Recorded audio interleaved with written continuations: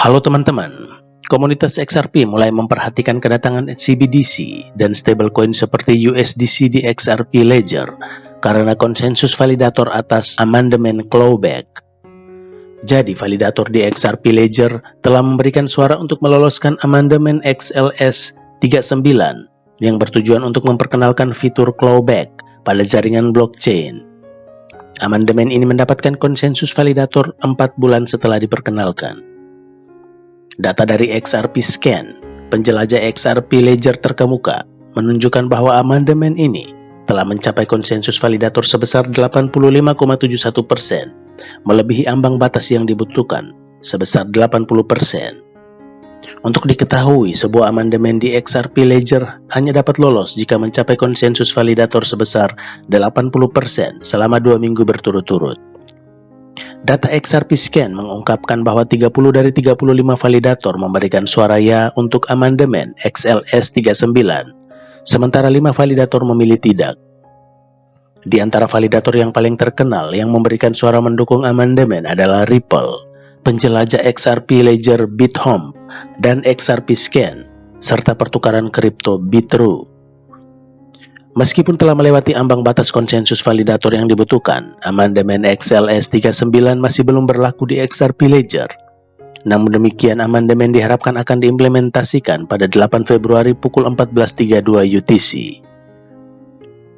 Pertanyaannya, apa itu fitur clawback? Jadi, fitur clawback yang diperkenalkan oleh pengembang Ripple X pada bulan Oktober lalu memberikan lebih banyak kontrol dan keamanan kepada para pengembang yang membuat dan menerbitkan token di XRP Ledger. Fitur ini memungkinkan para pengembang untuk mengambil token dari pengguna dalam beberapa situasi, seperti ketika terjadi penipuan atau ketika seorang pengguna lupa kata sandi. Fitur ini bersifat opsional, dan para pengembang dapat memilih untuk menggunakannya atau tidak, tergantung pada kebutuhan mereka dan hukum negara mereka. Fitur ini berinteraksi dengan Trust Lines dengan menambahkan tanda kepadanya. Tanda tersebut memberitahu pengguna apakah penerbit token dapat menggunakan fitur clawback atau tidak. Pengguna dapat memeriksa tanda tersebut untuk informasi ini sebelum mereka memutuskan untuk menggunakan token. Apa perbedaan antara clawback dan freeze? Ripple X mencatat bahwa fitur clawback mirip dengan freeze yang sudah ada di XRP Ledger. Fitur freeze memungkinkan penerbit token untuk menghentikan pengguna dari menggunakan token mereka jika ada kegiatan ilegal atau berbahaya. Sementara kedua fitur tersebut dimaksudkan untuk melindungi penerbit token dan pengguna dari penipuan dan serangan, mereka melakukannya melalui cara yang berbeda. Freeze hanya menghentikan pengguna dari mengakses token dalam saldo mereka, sementara clawback sepenuhnya mengambil token dari saldo mereka. CTO Ripple David Schwartz sebelumnya menekankan kesamaan antara kedua fitur tersebut, mencatat bahwa awalnya ia mengira clawback tidak diperlukan karena XRP Ledger sudah memiliki fitur freeze. Namun ia mengonfirmasi bahwa ia mendukung fitur clawback karena lebih tepat sasaran daripada freeze, yang ia samakan dengan opsi nuklir saat melawan penyalahgunaan dana. Dia juga mencatat bahwa clawback dapat lebih diutamakan dalam beberapa kasus hukum. Apa yang menjadi signifikansi fitur clawback?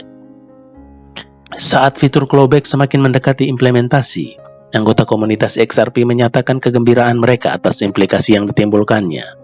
Terutama dengan fitur ini, bank yang ingin menerbitkan CBDC dan XRP Ledger Public dapat melakukannya dengan aman, karena mereka sekarang akan memiliki kontrol atas token mereka. Dapat diperhatikan meskipun XRP Ledger merupakan tempat bagi beberapa proyek CBDC, termasuk yang dari Palau dan Bhutan. Proyek-proyek ini berada di ledger pribadi dan bukan di XRP Ledger Public. Fitur clawback dapat membuka jalan bagi penggunaan ledger public untuk CBDC. Selain itu, penerbit stablecoin seperti Circle, perusahaan di belakang USDC, juga dapat menerbitkan stablecoin mereka di XRP Ledger. David Schwartz mencatat bahwa semua blockchain yang menjadi rumah bagi stablecoin utama memiliki beberapa fitur yang mirip dengan clawback. Jadi seperti itu update kita kali ini. Terima kasih dan sampai jumpa.